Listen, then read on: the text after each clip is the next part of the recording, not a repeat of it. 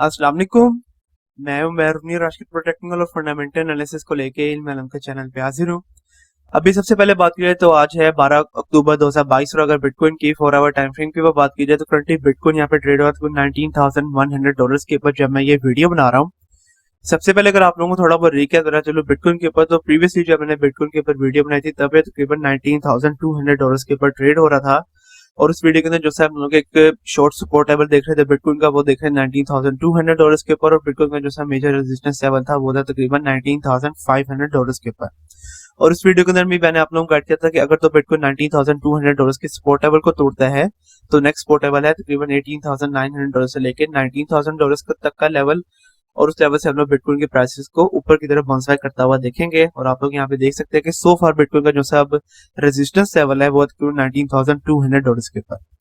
तो बिटकॉइन अभी तक भी वही मेजरली कंसोलिडेशन लेवल जो कि आप लोगों को प्रीवियस वीडियो के अंदर गाइड किया था उसी के दरमियान में ट्रेड हो रहा है। और सो फार बिटकॉइन ने अपना जो सा मेजर सपोर्ट लेवल था $19,000 का लेवल के, जिसके बारे में मैंने आपको प्रीवियस वीडियो के अंदर भी गाइड किया था कि किस तरह से काफी मेजर डिमांड जोन है बिटकॉइन का, और काफी ज्यादा लोग $19,000 के ऊपर से बाय करते हैं बिटकॉइन को।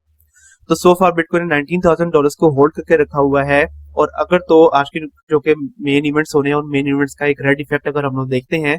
तो बिटकॉइन अपने $19,000 के सपोर्ट लेवल को भी तोड़ सकता है। और अगर बिटकॉइन $19,000 के सपोर्ट लेवल को तोड़ता है तो नेक्स्ट उसका मेजर सपोर्ट लेवल बनेगा $18,500 के ऊपर। तो आज के दिन में क्योंकि मेन इवेंट्स होने हैं उन मेन इवेंट्स की वजह से काफी ज्यादा वोलेटिलिटी हो सकती है। तो सबसे पहले मैं आप लोगों को ये रेकमेंड करूंगा कि अगर तो आप लोगों ने फ्यूचर के अंदर कुछ अपनी पोजीशंस को ओपन किया हुआ है किसी भी ट्रेड के अंदर, जरूरी नहीं है बिटकॉइन के ऊपर, अगर आप लोगों ने बाइनेंस के ऊपर या आप लोगों ने इथेरियम के ऊपर अपनी पोजीशंस को ओपन किया हुआ तो आप लोग उन पोजीशंस को आज के दिन के अंदर क्लोज कर दें। और वैसे तो आप लोगों को रिकमेंडेड नहीं है आज के दिन के अंदर फ्यूचर ट्रेडिंग, अगर तो आप लोगों ने करनी है वो अगेन आप लोगों की अपनी मर्जी है, लेकिन मैं आप लोगों को ये रिकमेंड करूंगा कि आज के दिन सिर्फ और सिर्फ आप लोग मार्केट को वॉच करें कि मार्केट किस तरह से रन दिखाती है। तो मेजरली क्योंकि मैंने अभी आप लोगों को बताया काफी वोलेटिलिटी एक्सपेक्टेड है, तो $18,500 से लेकर $19,500 के लेवल के दरमियान में बिटकॉइन यहाँ पे ट्रेड हो सकता है। तो शॉर्ट जो कंसोलिडेशन लेवल है वो है $19,000 से लेकर $19,200 के ऊपर, और नेक्स्ट मेजर रेजिस्टेंस लेवल है $19,500 के ऊपर। और अगर $19,000 के सपोर्ट लेवल को तोड़ता है और इससे नीचे कैंडल्स बंद करता है तो फिर $18,500 के ऊपर, और अगेन इसी कंसोलिडेशन लेवल के दरमियान में बिटकॉइन मेजरली यहाँ पे ट्रेड होगा। अब अगर आगे चलते चले और अब अगर बात करते चले कि आज के दिन के अंदर कौन से मेन इवेंट्स होने हैं, तो सबसे पहले जो सा मेन इवेंट होना है वो होना है यूएस की पीपीआई की रिपोर्ट आनी है। तो यूएस की पीपीआई मतलब कि प्रोड्यूसर प्राइस इंडेक्स की रिपोर्ट आनी है, और इसके अंदर क्या होता है कि जितनी भी यूएस के अंदर इंडस्ट्रीज हैं उनकी जो सी भी चीजें वगैरह वो बनाते हैं उसके अंदर ये बताया जाता है इस रिपोर्ट के अंदर कि क्या उनकी जो सी वो चीजें हैं उनकी प्राइसेस के अंदर इजाफा हो रहा है या नहीं हो रहा, और उनकी डिमांड बढ़ रही है या कम हो रही है। तो ये वो रिपोर्ट आनी है, और पाकिस्तानी टाइम तकरीबन 5:30 बजे ये रिपोर्ट आनी है।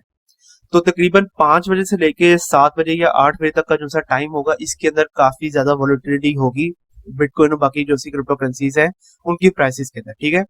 तो सबसे पहला ये इवेंट है, और दूसरा जो सा मेन इवेंट होना है वो होना है एफओएमसी की मीटिंग, जिसके बारे में आपको प्रीवियस वीडियो के अंदर गाइड करता रहा हूँ।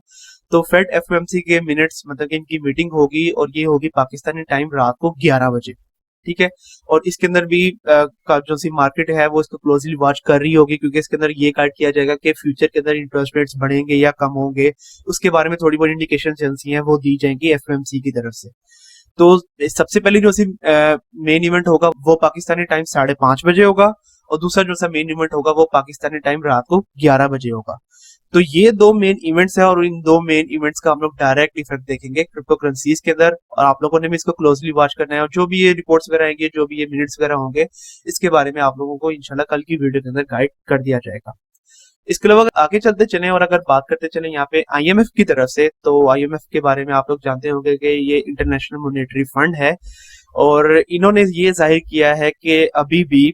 वर्स्ट दिन जो से हैं वो आने हैं, सिर्फ और सिर्फ क्रिप्टो करेंसीज के लिए नहीं बल्कि रिसेशन क्योंकि काफी ज्यादा बढ़ेगी, तो इसकी वजह से जो थी स्टॉक मार्केट है और जो सी क्रिप्टो करेंसीज है वो हम लोगों को काफी ज्यादा रिटर्न दिखा सकती हैं। तो according to International Monetary Fund इन्होंने ये जाहिर किया है कि जो सर 2023 का साल होगा इसके अंदर भी जो सी रिसेशन है वो काफी ज्यादा बढ़ेगी, और अकॉर्डिंग टू आईएमएफ उन्होंने ये वार्निंग जाहिर किया है कि रिसेशन अभी जितनी है वो तो है, लेकिन अभी ये जो सी रिसेशन है ये और भी ज्यादा बढ़ेगी। तो फॉर अ टाइम बीइंग मतलब कि शॉर्ट टाइम फ्रेम के अंदर हम लोग इस रिसेशन को थोड़ा बहुत कम होता हुआ देख सकते हैं, लेकिन 2023 के अंदर ये रिसेशन काफी ज्यादा बढ़ सकती है। और जितनी ज्यादा रिसेशन बढ़ेगी, आप लोगों को भी उसका आइडिया है कि जितनी ज्यादा रिसेशन बढ़ेगी उतनी ही ज्यादा इंटरेस्ट रेट जो है वो अमेरिका बढ़ा सकता है। जितनी ज्यादा अमेरिका इंटरेस्ट रेट्स बढ़ाएगा उतना ही ज्यादा यूएस डॉलर ग्रीन रन दिखाएगा और उतना ही ज्यादा रेड रन हम लोग क्रिप्टो करेंसीज और बिटकॉइन के प्राइसेस को दिखाता हुआ देखेंगे। तो 2023 के अंदर आईएमएफ ने ये जाहिर किया कि ये रिसेशन अभी बढ़ेगी और इसकी वजह से हम लोग क्रिप्टो वर्ल्ड को काफी ज्यादा रिटर्न दिखाता हुआ देख सकते हैं। तो अगेन आईएमएफ की तरफ से ये प्रोडिक्शन की गई है और आईएमएफ की प्रोडिक्शन को हम लोग गलत नहीं कह सकते हैं, तो आप लोगों ने इसके ऊपर अपनी नजर रखनी है। अब अगर आगे चलते चले, अब अगर मेन इवेंट के ऊपर बात करते चले, तो आज का one of the main event हुआ है बाइनेंस के ऊपर, जहाँ पे बीएनबी स्मार्ट चेन का हार्ड फोक हुआ है। तो अगर इसके बारे में आप लोगों को गाइड करता चलूं तो आप लोगों को भी आइडिया होगा कि जब बाइनेंस हैक हुई थी तो उसके अंदर सर मुकद्दस ने एक वीडियो बनाई थी और आप लोगों को गाइड किया था कि बाइनेंस की दो चेन्स हैं, एक इनकी है बाइनेंस की स्मार्ट चेन और एक दूसरी है बीकन चेन, और इन दोनों चेन्स के दरमियान में क्रॉस चेन जो सी ट्रांजेक्शन वगैरह होती हैं उसके दरमियान में वो हैक हुआ था। तो जैसे ही वो हैक हुआ था हम लोगों ने देखा था कि बाइनेंस की तरफ से क्रॉस चेन जो है इसको बंद कर दिया गया था, और अब उसी क्रॉस चेन को दोबारा से बहाल करने के लिए उन्होंने ये एक हार्ड फोक किया है। और आज के दिन के अंदर ये हार्ड फोक अब तकरीबन हो गया होगा, क्योंकि ये 8 AM यूटीसी टाइम के ऊपर होना था। तो 8 AM पाकिस्तानी तकरीबन 1 PM का टाइम बनता है, तो अब तक तकरीबन ये हार्ड फोक हो गया होगा, और इसकी वजह से अब हम लोग देखेंगे कि दोबारा से बीकन चेन और बाइनेंस स्मार्ट चेन के दरमियान में जो सी क्रॉस चेन ट्रांजेक्शन है वो बहुत जल्द बहाल दोबारा से कर दी जाएंगी। तो इसकी वजह से हम लोगों ने ये भी देखा था कि बाइनेंस स्मार्ट चेन मतलब कि BEP20 के ऊपर जितनी भी ट्रांजैक्शंस वगैरह होती हैं वो इस टाइम फ्रेम के लिए बंद कर दी गई थी बाइनेंस की तरफ से। तो अगर तो आप लोगों ने इस टाइम फ्रेम के ऊपर कोई भी ट्रांजैक्शन वगैरह की होगी BEP20 के ऊपर या BEP2 के ऊपर भी, तो वो अभी तक जो सी है वो आप लोगों की कंप्लीट नहीं होगी। तो वो कंप्लीट ना होने की वजह है बाइनेंस का हार्ड फोक, और ये अब हार्ड फोक बहुत जल्द कंप्लीट भी हो जाएगा, और फिर इसके बाद हम लोग बहुत जल्द देखेंगे कि इनकी जो सी BEP20 और BEP2 जो सी दोनों चेन्स हैं वो बहुत जल्द बहाल कर दी जाएंगी। तो ये था one of the main event Binance की तरफ से। और अब अगर आप लोगों को यहाँ पे बीएनबी का टेक्निकल एनालिसिस करके बताता चलूं तो करंटली आप लोग देख सकते हैं इस हार्ड फोक का एक काफी अच्छा इफेक्ट हुआ है बाइनेंस की प्राइसेस के ऊपर, और बाइनेंस की प्राइस तकरीबन $269 से अबव गई है, तकरीबन $272 के लेवल तक। तो सो फार इसने अपना जो सा रेजिस्टेंस है वाला 274 उसको ऐसा ये मेजर रेजिस्टेंस के तौर पे यूज कर रहा है, और वहीं से इसकी वैल्यू दोबारा से नीचे की तरफ बाउंस बैक कर रही है। और अगर आप लोगों को यहाँ पे 4 आवर टाइम फ्रेम के तमाम एक्सपोनेंशियल मूविंग एवरेजेस भी ऑन करके दिखाता चलूं तो अब आप लोग यहाँ पे देख रहे हैं कि 21 एक्सपोनेंशियल मूविंग एवरेज की लाइन ऑलमोस्ट आ रही है $274 के लेवल के ऊपर।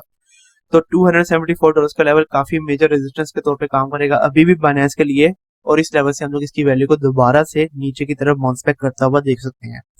तो अभी जैसा कि मैंने आप लोगों को बिटकॉइन के ऊपर गाइड किया है कि काफी ज्यादा वोलेटिलिटी एक्सपेक्टेड है, तो इसी तरह बाइनेंस की प्राइस के अंदर भी काफी ज्यादा वोलेटिलिटी हो सकती है, और इस वोलेटिलिटी की वजह से आप लोगों का जो है एंट्री पॉइंट बनेगा आज की ट्रेड के अंदर बाइनेंस के लिए वो बनेगा तकरीबन $266 के ऊपर, और आप लोगों का जो एक्सिट टारगेट हो जाएगा वो हो जाएगा तकरीबन $273 के ऊपर। इसके अलावा level by level entry points अगर आप लोगों को लॉन्ग टाइम फ्रेम के लिए बताता चलूं तो आप लोगों के बाइनेंस के ऊपर लॉन्ग टाइम फ्रेम के लिए एंट्री पॉइंट्स बनेंगे तकरीबन $269 के ऊपर, उसके बाद तकरीबन $264 के ऊपर, और अगर इसकी वैल्यू समहाउ नीचे आ जाती है तो फिर तकरीबन $260 के ऊपर। और लॉन्ग टाइम फ्रेम के लिए आप लोगों के जो से एग्जिट टारगेट्स हो जाएंगे बाइनेंस के ऊपर से वो हो जाएगा तकरीबन 274, 279, और अगर आप इसको होल्ड करके रखते हैं तो फिर तकरीबन $283 के ऊपर। और इस तरह से आप लोगों ने काफी अच्छा प्रॉफिट अपना जनरेट करना है बाइनेंस के ऊपर से। इसके अलावा अगर आगे चलते चले और आप अगर बात करते चले यहाँ पे एपकॉइन टोकन के ऊपर से, तो एपकॉइन टोकन के लिए कुछ अच्छी न्यूज़ वगैरह नहीं आ रही है, क्योंकि एसईसी ने युगा लैब्स जो कि एपकॉइन टोकन की पेरेंट कंपनी है उसके ऊपर अपनी इन्वेस्टिगेशन शुरू कर दी है। इसके ऊपर अगर मैं आप लोगों को गाइड करता चलूं तो कल जैसे ही ये न्यूज है उसी टाइम फ्रेम के ऊपर हम लोगों ने देखा कि एपकॉइन टोकन ने काफी अग्रेसिव रिटर्न दिखाया और उसकी प्राइस तकरीबन 10% तक नीचे आई थी एकदम। तो ये क्या न्यूज है और किस तरह से एसईसी ने युगा लैब्स के ऊपर अपनी इन्वेस्टिगेशन वगैरह करेगी और क्यों उन्होंने अपनी इन्वेस्टिगेशन शुरू की है, सबसे पहले अगर मैं उसके बारे में आप लोगों को बताता चलूं तो अकॉर्डिंग टू एसईसी जो सी युगा लैब्स कंपनी है वो एक ऐसा स्टॉक के तौर पे काम कर रही है। मतलब कि एसईसी को ये लगता है कि युगा लैब्स ऐसा स्टॉक के तौर पे काम कर रही है, लेकिन उन्होंने ये जाहिर किया हुआ कि वो स्टॉक के तौर पे काम नहीं कर रही है, क्योंकि उनके काम करने का तरीका स्टॉक्स की तरह है। इसीलिए एसईसी ने अपनी इन्वेस्टिगेशन अब शुरू की है और मेन जो इन्वेस्टिगेशन वो करेंगे इनका जो सा एपकॉइन टोकन है उसके ऊपर।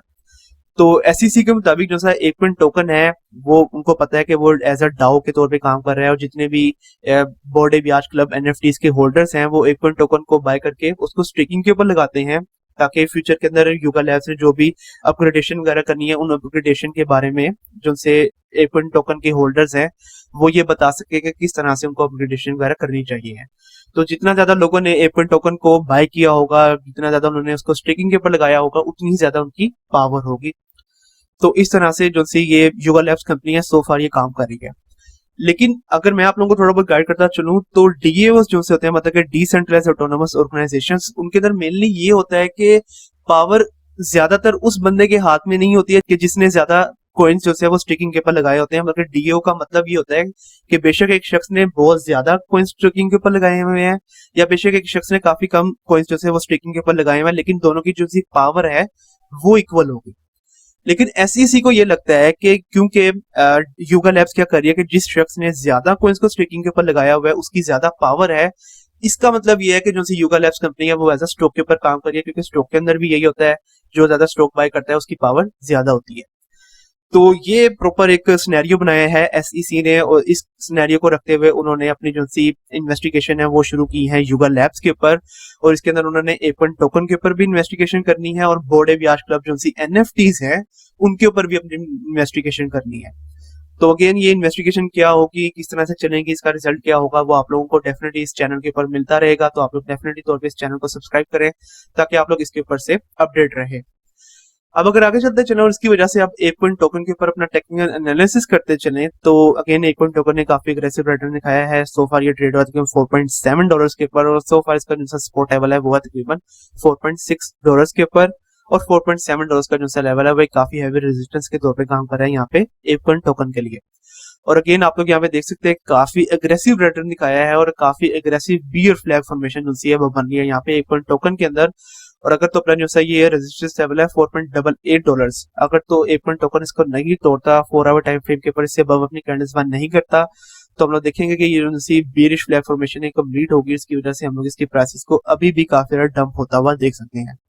और इसकी प्राइस कितना ज्यादा नीचे आ सकती है। अगेन इतना ही अग्रेसिव रिटर्न हम लोग जो है वो देखेंगे एक पॉइंट टोकन के ऊपर, इसकी प्राइस नीचे आ सकती है। इसका जो है ये नेक्स्ट सपोर्ट लेवल है तकरीबन $4.07 क्या $4 का लेवल। तो एक पॉइंट टोकन के ऊपर अगर मैं आप लोगों को यहाँ पे 4 आवर टाइम फ्रेम के ऊपर तमाम एक्सपोनेंशियल मूविंग एवरेजेस में ऑन करके दिखाता चलूं, तो आप लोग यहाँ पे देख सकते हैं कि अब इसकी प्राइसेस दोबारा से तमाम एक्सपोनेंशियल मूविंग एवरेज की लाइन से नीचे ट्रेड हो रही है। 21 एक्सपोनेंशियल मूविंग एवरेज की लाइन को ये प्रीवियसली भी एज अ रेजिस्टेंस के तौर पे ही यूज कर रहा था। तो अगर ऊपर एंट्री एंड एग्जिट पॉइंट्स के बारे में बताता चलूं, तो for a very short trade, और अगेन एक पॉइंट टोकन के ऊपर काफी ज्यादा रिस्की ट्रेड्स वगैरह हो सकती हैं। तो वैसे तो मैं रेकमेंड नहीं करूंगा कि आप लोग इसके ऊपर ट्रेड लें, लेकिन अगर आप लोगों ने ट्रेड लेनी है तो आप लोगों का जो करंट एंट्री पॉइंट बनेगा वो बनेगा $4.63 के ऊपर, और आप लोगों का जो एग्जिट टारगेट हो जाएगा for a very short trade वो हो जाएगा $4.77 के ऊपर। इसके अलावा लॉन्ग टाइम फ्रेम के ऊपर अगर आप लोगों को एंट्री एग्जिट पॉइंट्स के बारे में बताता चलूं, तो लॉन्ग टाइम फ्रेम के ऊपर आप लोगों के जो से एंट्री पॉइंट्स बनेंगे एक पॉइंट टोकन के ऊपर,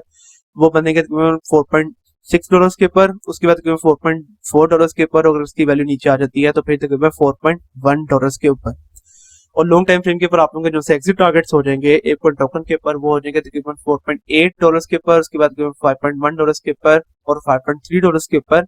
लेकिन अगेन जो सी ये इन्वेस्टिगेशन हो रही है इसकी वजह से हम लोग अभी भी काफी रेड इफेक्ट देख सकते हैं एक पॉइंट टोकन के ऊपर से। अगर तो एक पॉइंट टोकन प्रॉपरली ये जाहिर ना कर सकेगी कि वो एज अ स्टॉक के तौर पे काम नहीं कर रही है,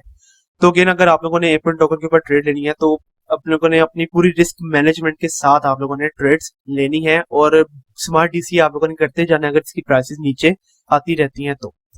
तो ये था आज का मेजर एनालिसिस। और आज की जो सी मेन न्यूज मैंने आप लोगों को बतानी थी वो सबसे पहले एक पॉइंट टोकन के ऊपर जो सी SEC ने अपनी इन्वेस्टिगेशन शुरू की है उसके ऊपर, और आज के जो से मेन इवेंट्स होने हैं उनके बारे में बताना था। और उनका टाइम अगेन है सबसे पहले पाकिस्तानी टाइम 5:30 बजे यूएस की PPI की रिपोर्ट आनी है, और दूसरा मेन इवेंट होगा रात के पाकिस्तानी टाइम 11 बजे के जहाँ पे FMC की मीटिंग होगी। तो अगेन आप लोगों ने इन दोनों के ऊपर नजर रखनी है, और इसका हम लोग डायरेक्ट इफेक्ट देखेंगे क्रिप्टो करेंसीज के ऊपर, और आज के दिन में काफी ज्यादा वॉलेटिलिटी हो सकती है क्रिप्टो करेंसीज के ऊपर। तो मुझे उम्मीद है कि अब आप लोगों को आइडिया होगा कि आप लोगों को किस तरह से अपने फंड्स को हैंडल करना है। अगले चंद घंटों तक, कल तक के लिए आप मुझे इजाजत दीजिए। अल्लाह हाफिज।